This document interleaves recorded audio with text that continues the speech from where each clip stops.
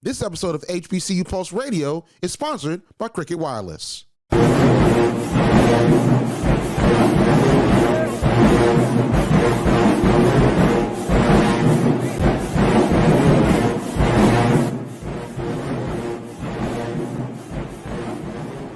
What's going on, everybody? This is Randall Barnes, the founder of HBCU Pulse and the host of HBCU Pulse Radio, in the building for another special edition of the show on today, where we are talking HBCU football. The football season is here. MEAC SWAC Challenge around the corner. Cricket MEAC SWAC Challenge around the corner. And you know we can't talk football without Arielle in the building after such a long time. Arielle, how are you doing today?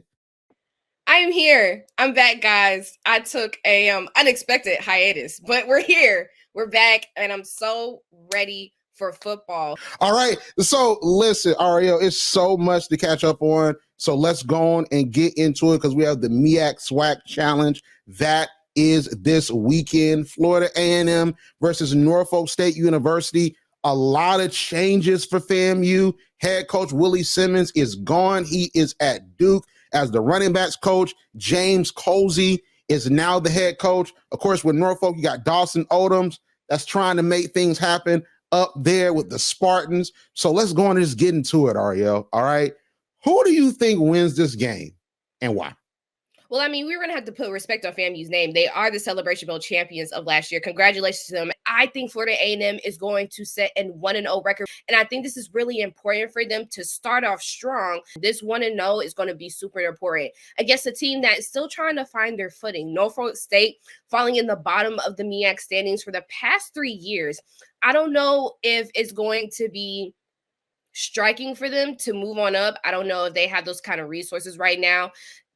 They seem to me to really didn't move during the offseason, but I think FAMU ultimately is going to overpower Norfolk State. Not saying that this is what Norfolk State season is going to look like, but this is just one of those games that Norfolk State really just needs to see where their team is. What are their strengths? What are their weaknesses? How is their quarterback playing? How is the coach going to coach this team? And what really needs to be changed? So I wouldn't say it's a complete loss if Norfolk State comes in here and loses. Don't lose badly, of course. Don't embarrass the MEAC. Don't lose badly. But I think this is a game where you just see where you are standing right now and what you need to do defensively, offensively, and as a leader, as a coach, to make sure that you survive this season. But ultimately, FAMU is definitely going to win this Saturday. Listen, I totally agree with you. I think FAMU is going to win. They've gone through so many changes. You have the head coach that's going to Willie Simmons, who, in my opinion, modern day legend. Just the things he did for FAMU was amazing from 2018 to 2023, winning that Celebration Bowl. And really, like, he never lost a game in the SWAC except to Deion Sanders.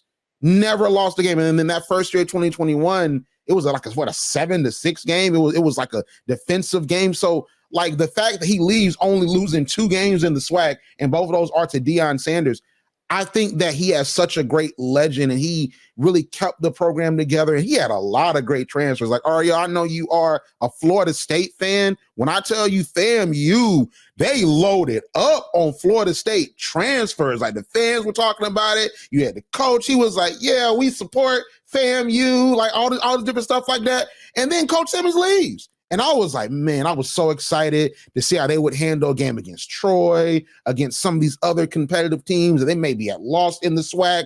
They would make it to the FCS playoffs again. I was excited to see what this team with Willie Simmons would look like because he's such an offensive mastermind, right? But I still think they have a lot of great pieces. You have some guys that have transferred, but I still think that there are so many amazing pieces on this team that tells me that they're still going to be competitive. Then on top of that, you have an FBS transfer in Daniel Richardson that they just announced that's going to be starting in this game. And he has been going crazy. He played for FAU. He's a dual threat type of guy. He's sort of different from Musa. Musa more of a pocket passer, pocket presence. You got Daniel Richardson. I like running quarterbacks. You got Daniel Richardson that can run. He can throw. So I'm very interested to see what FAMU does in this game. Now, what I think, and I hate making predictions because you have an opportunity to be wrong. Okay, I could just be wrong about this, all right?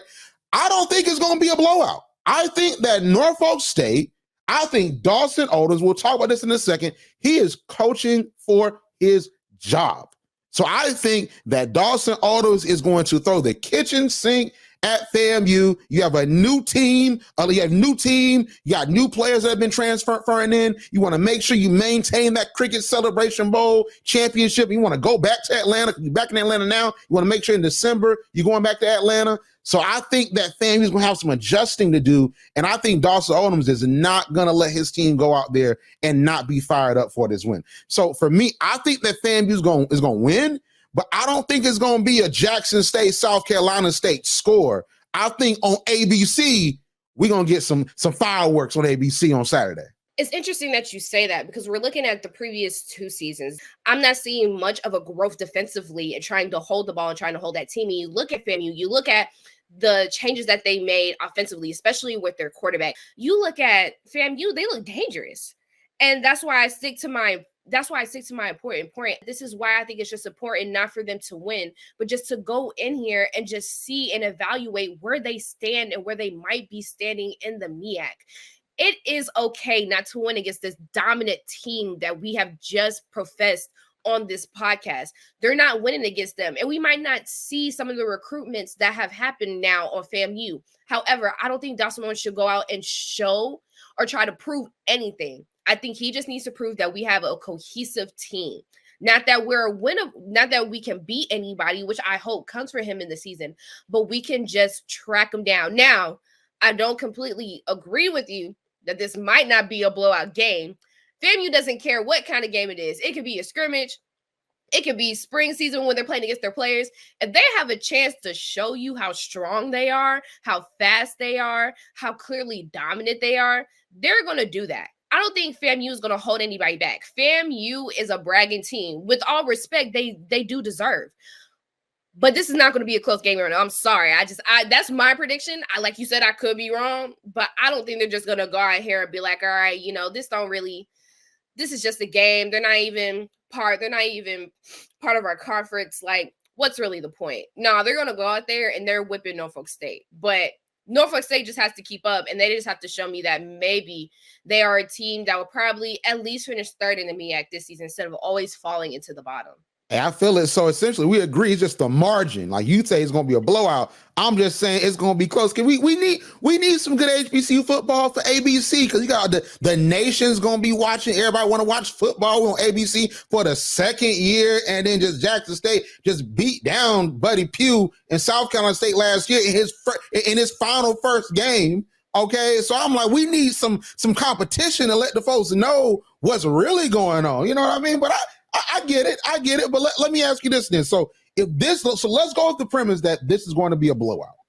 So do you think that at that point, then, if it is a blowout, and you sort of answered this already, that it is an indictment on Dawson Alders? Because I think that he has to have a good showing. Because when you look at Dawson Alders and his record, he had a really good season in 2021. I honestly thought that they would make the Celebration Bowl. Of course, we talked about it back in 2021. But 2022, they went 2-9. And 2023, they went 3-8. So if they don't win like 5 to 6 games, I don't know what happens to him. I don't know if Norfolk State, a school that has winners all across their athletic program. You have the men's basketball team is winning. You have the women's basketball team. They're winning. You have track and field. They're winning. Like Norfolk has a proud athletic tradition. They're one of the powers in athletics, period, now.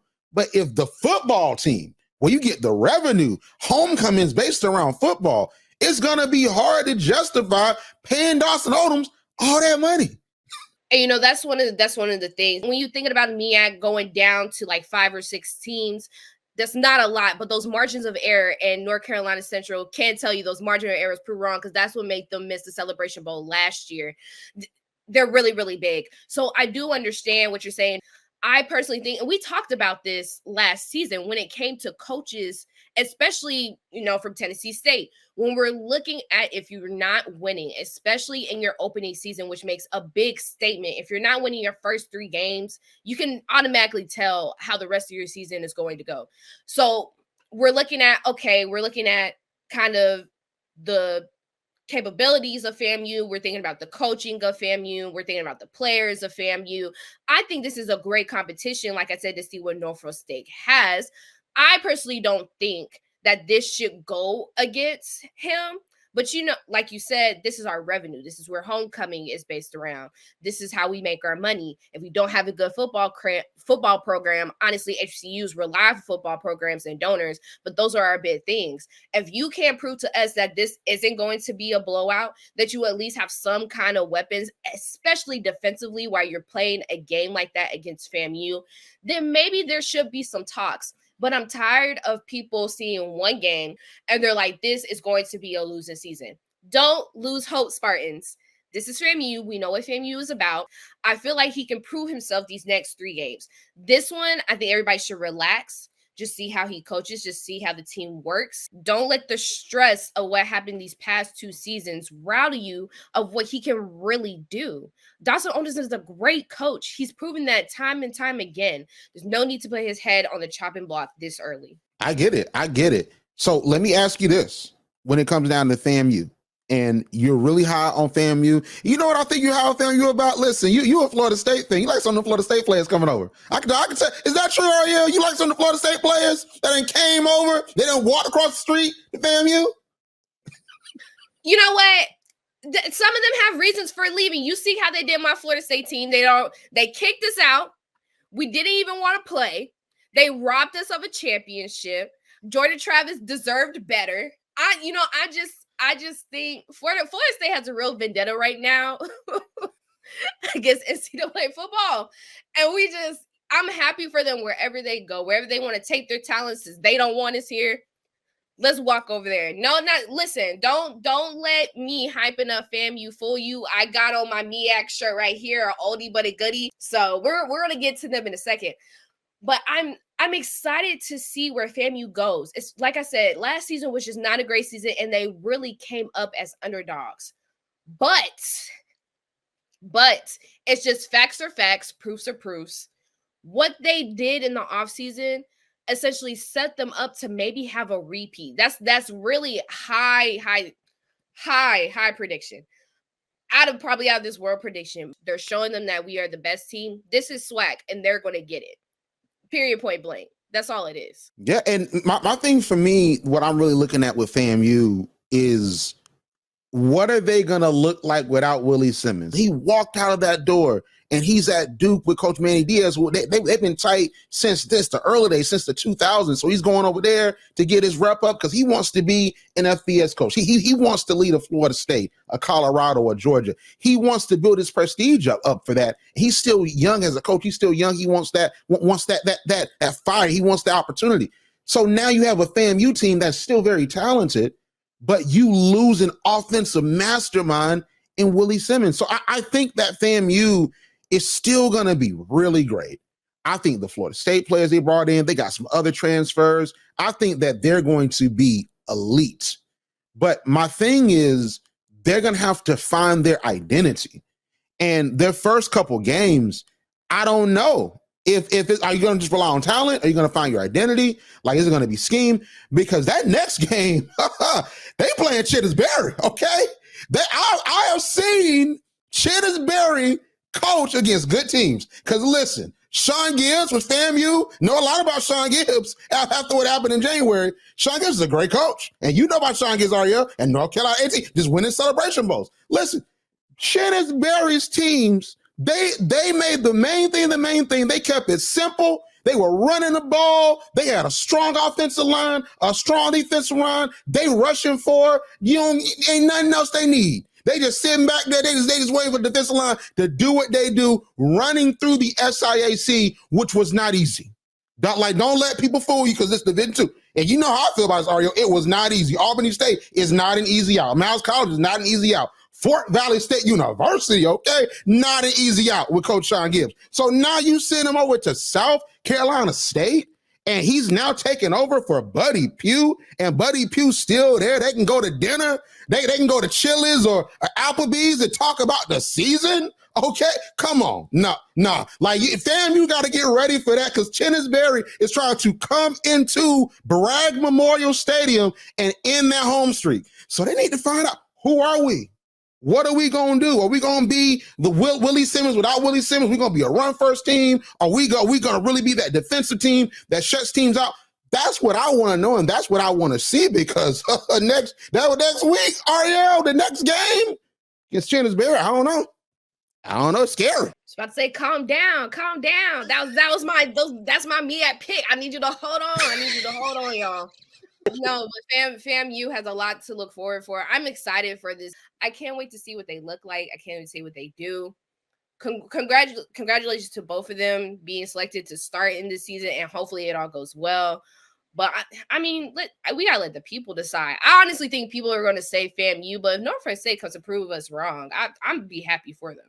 Yeah, I'm be happy for them too. I think Norfolk. I really am rooting for Dawson Odoms. Like I'm rooting for him because he's such a great coach. He brought so much excellence to Southern, and Southern they weren't able with him to fully get over the hump in the Celebration Bowl era. And I wanted Southern versus A&T so bad, especially like 2019. I knew it was going to be jumping in 2019. You bring Southern down there, and you bring A&T. Now I knew it was going to be crazy, but it didn't happen because Alcorn beat them.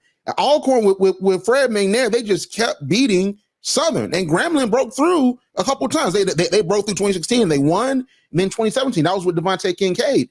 I thought that Southern would eventually break through, and they just didn't. So now you have Dawson Odoms that goes over to Norfolk State. We know he can coach. We know he can recruit, but we just have to see it.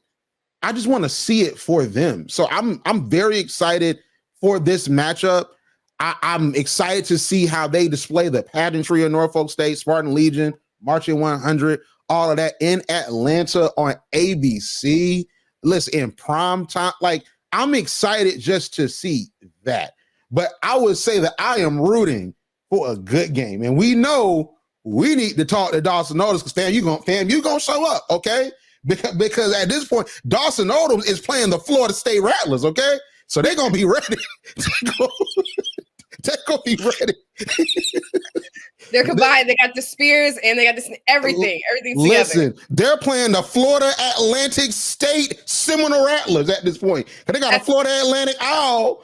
Like that's at quarterback. They playing all the teams in Florida except Bethune. Bethune didn't join in. Okay, like it's all them except Bethune at this point. Like, man, but we gonna see what is going on at this point when it comes to the MEAC SWAC Challenge. But if you just joining us, this is Randall Barnes, HBCU Pulse Radio. I'm here with Arielle Kilgore. So we're about to talk about just the full view of the HBCU football season, MEAC and the SWAC.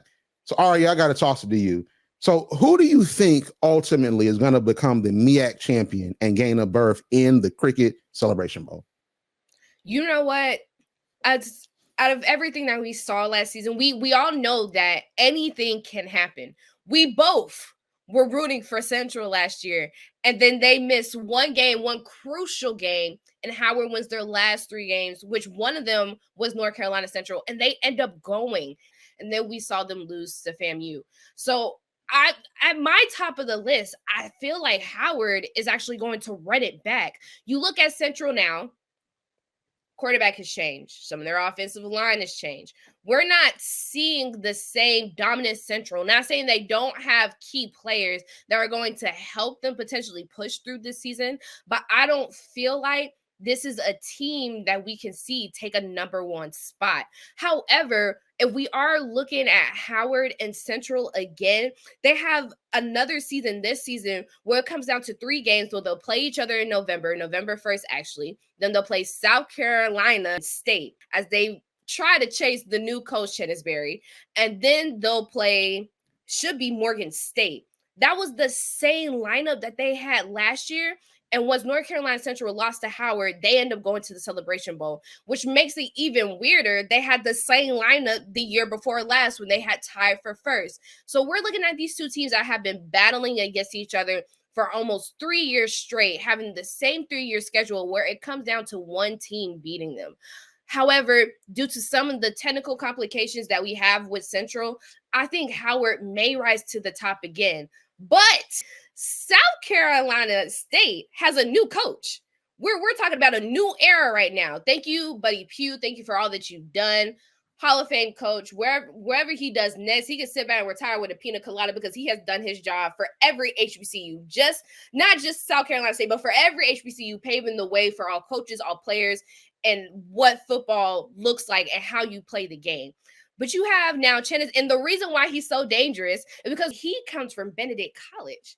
We're talking about a coach that knows defense. We're talking about a coach that knows powerhouses. And I don't know if you looked at his recruitment list lately, but this man right here is building a defensive line and an O-line like never before. You got DeAndre Duhart, who he has at running back, Caden High as wide receiver, Nicholas Sawa as wide receiver, Mason Kidd at quarterback. Some of these, especially Tyler Jones as a defensive back, when you see these names and you're looking at these names and you're looking at the build, if you ever looked at Benedict College and you look at the build of these boys eat the grass, the house, the lawn. They eat everything in sight. He is bringing big players. When you need somebody to go and hunt that quarterback on a 4th and 1, you need somebody with size. And that's what South Carolina State is bringing this season. And I think that's absolutely scary. And when you're looking at Chennis Berry, what he's doing for that team, what he's doing for recruitment, this man is ready to face any team this season that comes against him. The only thing that I would say that might be the downfall of South Carolina State is not who they recruited and not who their coach is, but just how they find their identity this season. I think that is the key with some of these teams. Who are we after we lose pivotal players? Central is going to go through that this year. South Carolina State is going to go through that just a little bit, just because we're meeting new faces. We're meeting new people. They literally rebuilt their team this offseason. So it's not the fact of if they can play, they're going to play well. They have a really great coach. It's just how they execute against teams that have won championships before them and who have won consistent championships. Central is still a champion. You're looking at Howard. Howard is still a champion all the way back, but they've been there most recently. They know what they have to do. You look at Morgan State, they still have some rebuilding to do, and that's okay. You look at Norfolk State, they're still trying to find out where they'll land this season. I think it'll be better than the last record that they have, but I don't think it will be top 3. South Carolina is coming from one of those 3 spots. And we may even see them try to go head for head since they are one of the last games that they play against Howard. Somebody has to lose that game. Whoever loses that game against South Carolina will probably be the next person to go into the Celebration Bowl. If South Carolina wins both of these games against Central and Howard, they will be the next one going. So if I had to put my pick on who is at the top, who are my top 3 are, we're looking at Howard. South Carolina will be second. South Carolina State will be second. And then we're looking at Central. But all my bets are on Howard right now, how they're looking at how they want that redemption. That Celebration Bowl was absolutely amazing. So they're going to try to do this comeback. But let me tell you, Chennis Berry is somebody that you really need to watch out for. Cricket with this speedy 5G network reminds you HBCUs are all about networking. And there's no better way to network than on Cricket Wireless. Maybe that's why people who come to Cricket stay with Cricket. Cricket 5G requires compatible devices and is not available everywhere. Discount varies per line. Additional fees, usage, and restrictions apply. See cricketwireless.com for details. Hey, listen, you already know I agree. Like I've seen it. Listen, came down before Valley's homecoming, beat us down. Then we on what? We on ESPN2. I'm thinking we gonna have at least a good game. They really good. We gonna have a good game. ESPN was like, let's put this game on like TV, and it didn't go well. It didn't go well. It's on ESPN. Like Stephen A. Smith might pop up. No, he didn't pop up, and I'm glad he didn't, because he would have been ranting about it on this podcast. You know what I mean? So like, I'm glad he didn't show up. All right. But listen, the SWAC. So for me, Arielle, I honestly believe this, and this is going to shock you. Okay. So FAMU is going to stay in the mix. They have so many amazing transfers. I think James Colsey is an amazing coach. He's going to have a learning curve because he has to establish the team as his team. But I still think they're going to win games. I think the SWAC is going to be interesting because I'm interested to see what Grambling looks like. But I believe that in November and ultimately December, because now you have the change in the Celebration Bowl, okay? You have it where SWAC championship, then Celebration Bowl after that because of the expansion of the college football playoff. I think it's Alabama State. I honestly believe it's Alabama State. I honestly, and I've been high on them the past couple years.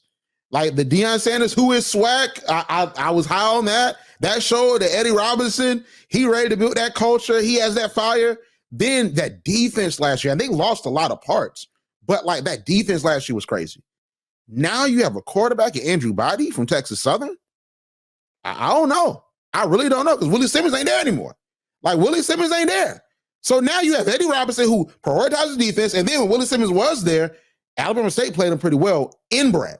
So now you got FAMU that's coming to Alabama State for homecoming. And people don't understand. Alabama State like that, okay? Did they watch College Hill? All right. Now, you might remember a portion of College Hill that has occurred, that has come up in recent memory. All right. It was a battle that didn't happen on the field, okay? But still, Alabama State, you saw Alabama State was rocking. So you got that atmosphere, that festive nature. They're going to be winning some games. You got Andrew Biden that's going to be electric. You have Eddie Robinson that was on the team that won a Black College National Championship, ironically, against Howard. So you have all these different elements. I honestly believe that Eddie Robinson and Andrew Body and just the players that they have, I believe that they're going to really be the contenders to FAMU. Now, a lot of folks will say, okay, well, you got FAMU, you got Jackson State. That's not an Orange Blossom Classic. That's a home and home now. So now we're going to see what that looks like. That's going to be a really good game. I'm not saying it's not. But I just believe in the East, that has Jackson State, that has FAMU, Alabama A&M. I honestly believe that Alabama State, they're going to be walking to Atlanta. I want to even say, and I could, listen, I am fine with being wrong, all right? I think that Alabama State, I think they should save their money and start booking their hotels for Atlanta. Because it's gonna be Christmas, okay? It's gonna be you got all these different games. You got the expansion of the college football playoff. It might not be a lot of hotels. You never know what could happen. Okay, might be some partying because the things that happen early in November. It might be a lot going on. So listen, book your hotel now because you got Andrew Body and you got Eddie Robinson Jr. that's going to make it happen, and we're gonna see some change. We're gonna see this Howard on the other side with me, but I think it's going to be Alabama State. But if it's not Alabama State, it's definitely FAMU for me. Well, you making that egregious statement. We're just going straight into Alabama State. But let me post this twofer for you. Alabama State plays Central September 1st. Different conferences, but we're going against a championship team from 2022. To a team that now has some kind of leverage because of the coaching difference. If Alabama State doesn't win against Central this September 1st, what do you think that says for your prediction in the rest of their season? Central, like I said, Central has some bodies that they need to fill and some skill sets that they need to fill, but they have not completely fallen off. They are still fresh off a championship. They know what it takes to win. And this little game may not matter, but this game may not matter just because, like we said, they're in two different conferences, but they are still a really good, pretty heavy defensive team. What are you saying about Alabama State if they lose against Central? Listen, I've been listening this year, Arielle, to a lot of gospel, okay? And one of my favorite gospel songs is "We Fall Down, but We Get Up," okay? So I think that if they lose, okay, in Hard Rock Stadium, they're going to fall down and they're going to get back up again. And they're going to go to the Celebration Bowl. Okay. That's what I think. Donnie McClurkin, we are riding on you for Alabama State as we walk into North Carolina. All right, my part two of this question is, I personally don't think that it's not whether that Alabama State has the capability. I know that they do. I've seen them play. We've both seen them play. They're really, really good. They've held really great SWAC teams, like we said, Jackson State and FAMU, in really close games. There is nothing that they can't do. However, I do feel like Eddie Robinson is his own kryptonite. When we think about how bad he gets into his head when he is losing, or how he responds to public criticism, or how he responds to coaches, he's not as level-headed, nor is he as composed when it comes into situations that aren't going his way. His team can be really, really great, but I feel like when it comes into those pressure situations, and we saw that at Jackson State 2 years previously when Deion Sanders was there, it didn't go well. They almost had a comeback and then lost it out of just pure pressure in his mind. So if Eddie, to me, I just feel like it's a composure thing. Do you think that would be one of the things that will hold Alabama State back? Or do you think he could still be his own downfall to some of these games? I think that he's going to perform well as a coach this year, because I think that there is, of course, always a learning curve when it comes to it. And I know 2022 is his first year, and I still think that the culture that he built, the identity on defense that he built, and also the recruiting that he did, because he inherited actually a pretty good team. So now you have some of those guys going. I mean, the fact you got Andrew Body at quarterback, I think that's going to be a stabilizer. And I think that Andrew Body is a playmaker. He goes out and wins you games. But I just think that in general, I've seen for him the Deion Sanders moment is one that I think we'll never forget. It'll be 10 years from now. We won't forget it. But I believe that he has grown from that, because while I was on Eddie Robinson's side, okay, I think you remember our conversations back then. I was on his side. I just thought it was the wrong way to go about it. I think that was a moment that he didn't handle the best. But I believe from last year, even to this year, I believe he has grown. And I think that he is a coach that is ready for that primetime spot. He's ready to be on ABC during bowl season. He's ready to lead Alabama State back to that promised land. And I think that he's centered, the trigger for me is I think he's centered on that history, because you have him being on that Alabama State team that won a national an HBCU national championship. Then he goes and represents Alabama State in the NFL, and he plays with the Houston Oilers. He's playing with Eddie George and with Steve McNair and all these different players. He's going back to the SWAC, and he's bringing that level of prestige and knowledge. He's not just a random coach that was at one school, now he's at Alabama State because it's money there. Like, he actually is an alumni. He wants this. He wants to see the win, and I think that that's what he's going to be preaching to his team. And I think that level of an understanding of the mission of bringing Alabama State back to that glory. Then on top of that, just the players that they have and the defensive mentality and scheme that they have. I really think that Alabama State is going to be that team. Do I think that they're going to lose to North Carolina Central? That's a toss-up for me. I think that game is going to be really good. That's a neutral field. It's not like a home field advantage anymore, because when FAMU was there, that was basically a home game. Yes, in Miami, but that's Florida. You know what I mean? But like, you have North Carolina Central and Durham. You have Alabama State. You know, like that's like a neutral game for real. So I think that's going to be a really good game. But, and I'm going to say this, okay? I'm going to say it. I think Andrew Body is going to outplay Walker Harris. Okay? Walker Harris ain't Davius Richard. He got to prove that to me. So I think that Andrew Body going to come in there.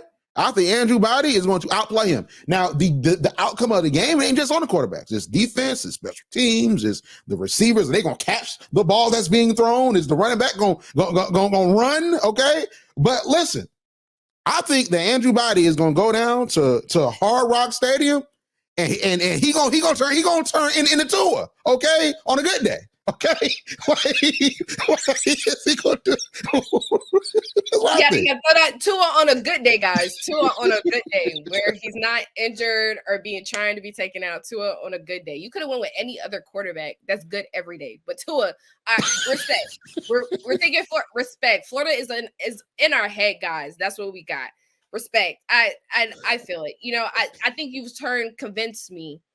You convinced me a little bit about Alabama State. And of course, like, yes, you guys know we completely love Davius Richard, wish all the best for him. But this is going to be a really good game, really close game. That is actually my game to watch for next week. Just because we're so focused on the MEAC SWAC challenge on ABC. Let's get it correct here. But that's just me. But Alabama State, like you said, and I'm glad you cleared that up. I think this could be potentially a game that makes or breaks their season and what they're coming into. But you know, I'm holding up strong for the MEAC, even though that's not my school. I hope Central puts on some kind of show. Yeah, and I want to just say this too about Alabama State before we move on. So Eddie Robinson Jr. played under Houston Markham Jr. And Houston Markham Jr. is honestly one of the greatest coaches in Alabama State history for sure, but also in HBCU history in general. From 1987 to 1997, he was the coach of Alabama State. And they won in the Heritage Bowl. They went 11-0 and 6-0. They tied one game. He used to tie back then. I don't know why college ever had ties. I don't know why football has ties. That's crazy. Okay. Well, I think it's insane. Like, as a basketball fan, like a tie, like, well, you know what, guys? Listen, game over. Everybody won. Like, I don't get it. I don't get it. Play 8 overtimes like we do in basketball anyway. But like, listen, they were 11-0-1. They won the Heritage Bowl that year, 1991. Eddie Robinson Jr. was on that team. So I just believe that should be the vision. You know what I mean? Like, and when you listen to just Eddie Robinson coming in, he invoked that in 2022. He invoked that because you have Houston Markham that passed away in 2019. So then you have an Eddie Robinson Jr. that's an alumni that played under Houston Markham that then comes in. That like that's the type of purpose and prestige that comes with that. And I even look at it when it comes to history. Like, I think that because we're so in our silos with social media and with what we like, and there's this war in sports of old school versus new school. I know we saw that recently with Anthony Edwards, right? And that's something that I've been thinking about and in my mind, like, why would he say what he said about, everybody but Michael Jordan was skilled back in the day? But I think that there has to be a bridge of history. And I think that I'm not an athlete, but I'm someone that loves history and write about the media and side of things and all these different things. I think that connectivity is something that has to be preached so you know where you come from. But that wasn't 1950. That wasn't 1960. That was 1991. Now, granted, some folks might say, "Oh, that might as well was the 50s. Were y'all enslaved?" No, we weren't. Okay, we was born in the 90s. We weren't. Okay, but I'm just saying that's 1991. I think it's time to win another national championship and for him to etch his name up there. So I just think that has to be the purpose. And I just say that as with Fort Valley, we have Coach Doug Porter that passed away. And I know for me, I want to see Fort Valley for the legacy of Doug Porter, who probably was our greatest coach that established the athletic department and what Fort Valley was. That's what I want to see. I want Coach Gibbs to preach that. So I want Eddie Robinson this year, as people believe that they're the team that's going to challenge FAMU. And that homecoming game might be the game that determines who makes it to the Celebration Bowl. That's what I want to see. So that's why, for me, even just more than just the on the field component, because that's important.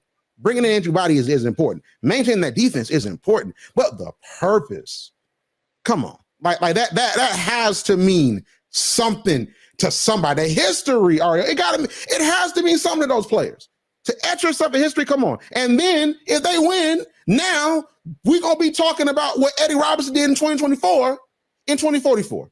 You know what I mean? So like that has to be some level of motivation, just in my opinion, you know? Felt, it's point made. I get it. Just clarity, Randall. Just thinking about now. I mean, you can have all the ancestors on your shoulders.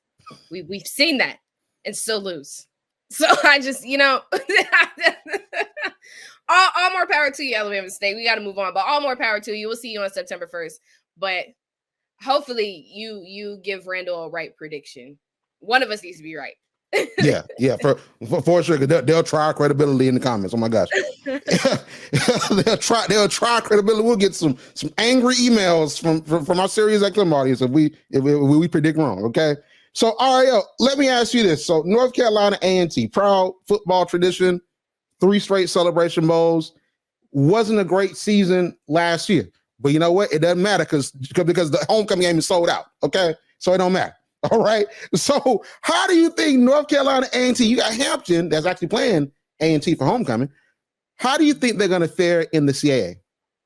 Well, first of all, whoever bought all those homecoming game tickets, you and your mama need to tell me something, because I know half of y'all don't even go to that school. And I'm very disrespected that I don't even have a ticket and I'm going this year. That's what I find disrespectful. So somebody hit us up.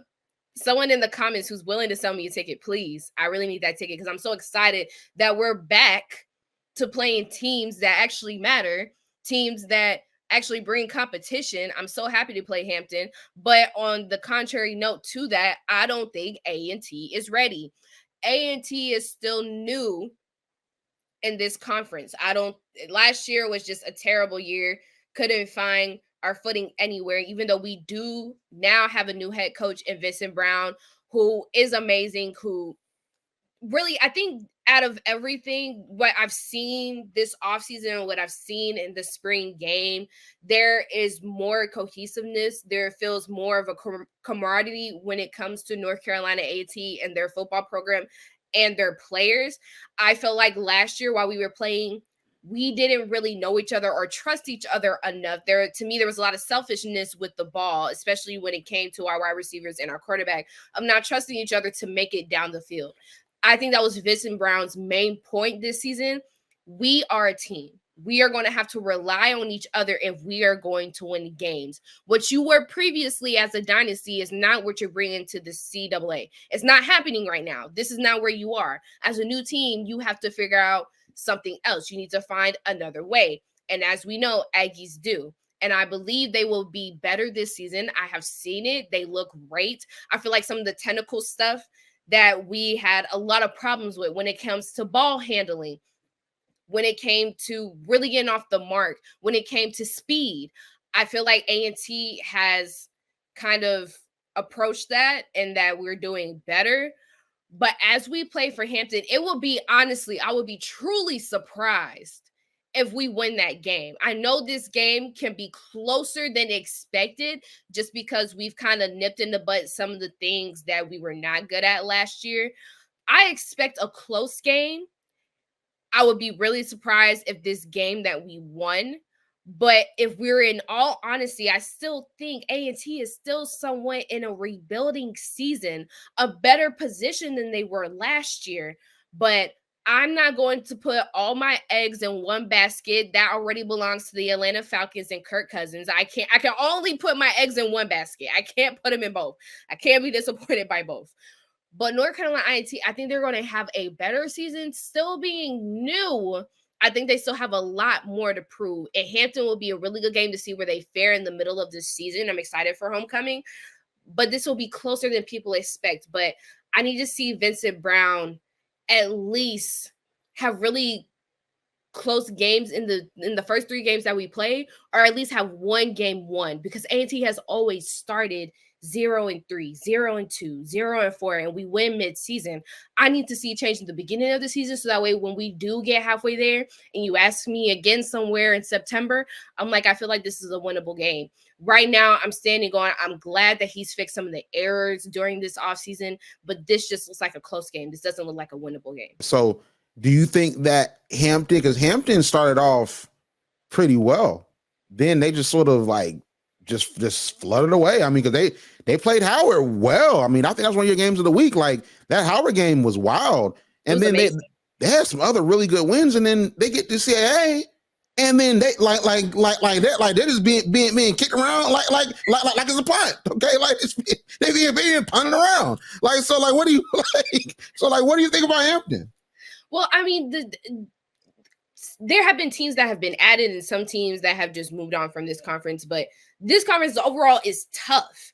You're looking, these teams you're not playing SWAC teams, you're not playing MEAC teams. When you think of the CAA, you're kind of thinking of teams that are on the precipice of like Clemson, Alabama, University of North Carolina. You're looking at those kind of teams, even though they don't play in those conferences, they're not part of that. Those teams are just as close as being good as to any when you think about it. So if you're thinking about those teams with those kind of skill sets, you're thinking at North Carolina 18, you're looking at Hampton, you're looking at some other HBCU schools that are now in this conference. You're kind of like, they kind of have some catch up to do. I don't know where Hampton necessarily falls in that, because it's not on a pro side. You entered in really good. These schools are looking at you like, okay, they're strong, they're not bad. These are teams that we still have to keep on our radar. But then when you fall off in the middle of the season like that, and you just start getting beat from every team around, you kind of become a question mark as to how prepared do we need to be. And when a team has to question their performance of how well they're going to take you, that's kind of bad. So, like I said, A&T was one of those questionable teams. We don't know how we want to play you. Hampton became one of those teams towards the end of the season. I expect a lot more out of Hampton than I do A&T, because just A&T is just new. Hampton kind of has it figured out. They have some kind of solidarity, some kind of togetherness that just makes them a little bit more This makes them better than A&T. I'm hoping that they do fare well. I love to see any HBCU that goes up in a different conference to be great. But Hampton just needs to do better, and the lack of consistency that they had at the end of the season kind of hurts. But I feel like they will do better than A&T. Like I said, each year is a toss-up. I just feel like A&T just has more stumble blocks to go through, but Hampton should fare this season. If not, then I don't know what to tell you, Randall. This I'm perplexed. I might just need to stay in the MEAC at this point. Listen, I know exactly what to tell you. If Hampton, North Carolina, A&T don't do well, like they need to go back to the MEAC. At this point, like listen, like they could have been in Celebration Bowls. They could be having classic HBCU games on ABC. Okay, like. So with Tennessee State, so you have Hampton, you have North Carolina A&T, you have Tennessee State. They're not in HBCU conferences, but you have Tennessee State. I was talking about them, as you know, last year. Arielle was talking about them very fervently. Big fan of Eddie George. Big fan of Tennessee State in general. I think that they're an amazing institution, and they have an amazing athletic history. And have Eddie George down there. He's approaching, I believe, his 4th season, and he had a great season by every metric on last year. We honestly thought that they might make the FCS playoffs, but they ran against some teams that just had their number to close out the year. I honestly believe that, number one, I believe Tennessee State, you're either 2-1 or 3-0 in their HBCU slate. They play Mississippi Valley. That's a win. I'm sorry. Jay Rice didn't come through that door. Okay. That's a win. All right. You got UAPB. UAPB has had their good moments. I don't think they're gonna beat Eddie George Tennessee State this year. Okay. Now here's the kicker. Now, Tennessee State, they're traveling up to Howard, okay? They're traveling up to Howard for their homecoming. I don't know.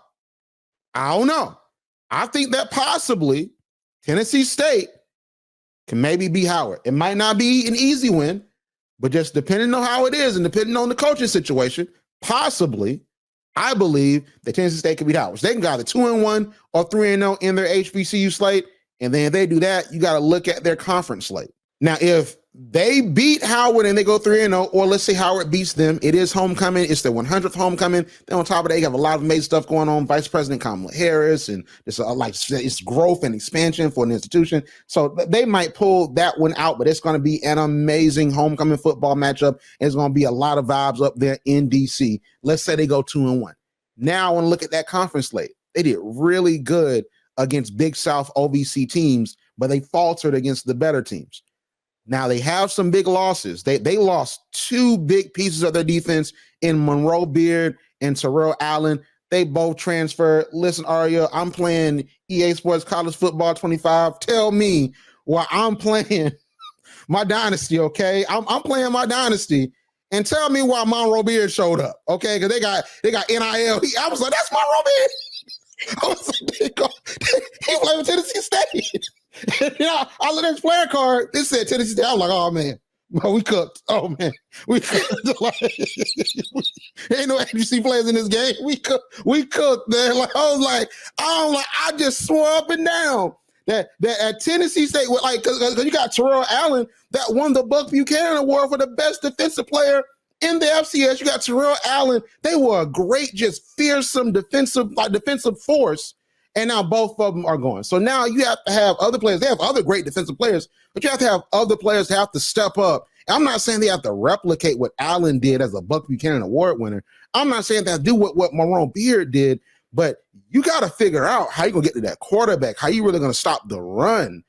Because if they were able to come back and you build on that team, you get some other recruits in, I honestly could see them making the FCS playoffs. I still think that they can. I think that they can win 6 to 7 games. And then you have your 3 HBCU opponents that we're grateful that they're playing, because we want to see Tennessee State in the HBCU environment. We want Tennessee State to be in an HBCU conference, but we totally understand why that might not happen. We understand that. We get it. All right. But I just believe that Eddie George has something cooking down there. And I believe that this might be the year that we see the best of Tennessee State. And he is trying to. They tried to hire North Dakota State guy for the OC. He left and went to, I think, Iowa State. I think he might be the coach down there or doing something down there. When he did that, I was like, oh man, like he trying to do something. Then on top of that, they're playing North Dakota State. And I'll just say this, okay? This might not be for the radio audience. I'll just say this. And this might not be for no audience because I know people will be mad at me. But part of me, listen, I am Black Power down. I went to an HBCU, okay? You know this about me. I'm Black Power down. But I low-key want North Dakota State to beat Colorado. I'm not gonna lie. Just for the fact that y'all not gonna play with FCS like that. Like humans like to feign superiority over people. Are you like, oh, I'm so much better. I went to this school, or I'm so much better. I make this much money. So it triggers its way down to sports. So they're like, oh, we're just FBS. Our FBS affiliation just gonna beat down the FCS team. Oh, what team is that? Then North Dakota State come in and win that game. Now what we talking about? We're talking how good FCS is, how many draft picks the FCS has, how many Hall of Famers the FCS has, right? But if that would happen, and I know I am dreaming if this happens, Arielle, if North Dakota State beat Colorado, then Eddie George beats North Dakota State. Coach of the year. Now, granted, I don't think it'll happen. It's probably not going to happen, okay? But I can dream. Okay, I could definitely dream. And if they do that, they're making it to the FCS playoffs. But I know I'm dreaming. So back to reality, I honestly do believe that Eddie George and Tennessee State, I honestly think that they can be competitive. They won 6 games last year. I think they have a winning formula. I think Eddie George is really challenging his players to be better. I think he loves Tennessee State. I honestly believe that they are going to do amazing things. And I hope, I'll say this last thing too. I just have a feeling, Arielle. I have a feeling of something at the end of the season happening. I have no sources. I know nothing. But I hope Eddie George doesn't leave, because I want him to stay and really build a power at Tennessee State. I want him, when it's all said and done, like 5-6 years from now, we look back and say, man, Eddie George was one of the greatest coaches that Tennessee State ever had. And I believe he can build that. He's not doing it off star power. Oh, I'm a Heisman Award winner. I'm NFL running back. No, he's doing it off of old school coaching, old school recruiting. And I think that he's building something great. I just, what scares me about the success, Arielle, is that if they make the FCS playoffs, well, they win 7-8 games or something like that. If they're at the top of the Big South OVC, there are going to be some coaches that get fired. There's going to be some movement in FCS and FBS football. And Eddie George has a name ID. He's an Ohio State guy. He's a Heisman Trophy winner. He's an NFL guy. So when they start looking, okay, who can we get? There are going to be some folks that might call Eddie George. And I think they might call, depending on what the situation is, for him to be head coach. So it scares me a little bit, because I want Tennessee State to succeed. I am rooting for Tennessee State. But it scares me a little bit, because you can suffer from the success because you get so good, and then there's offers you can't turn down. So I think Tennessee State is going to be really good, but I wonder what the end of the season look like if they are. All right, well, Arielle, listen, I'm super excited for the football season. I'm super excited to have you back to talk about it. And I think we have a lot to talk about this year. I think this year is undefined. We're going to have to see what happens on the field. Then I think a lot of our predictions and things that are going to occur in the season, I think everything will then round into shape. But Arielle, where can we find you on social media? Hey, you can find me on Instagram at __.modernDayAri, or you can go on my Twitter and put me on the hot seat at @ScreeRe__, or you can go to my website, ariellekilgore.canva.com. I love it. You're listening to HBCU Pulse Radio. Like what you hear? Yeah. Subscribe to HBCU Pulse Radio on Apple Podcasts, Spotify, or wherever you get your podcasts. Also, head to HBCUPulse.com to stay up to date on what's going on in the HBCU community. Thank you for listening to HBCU Pulse Radio.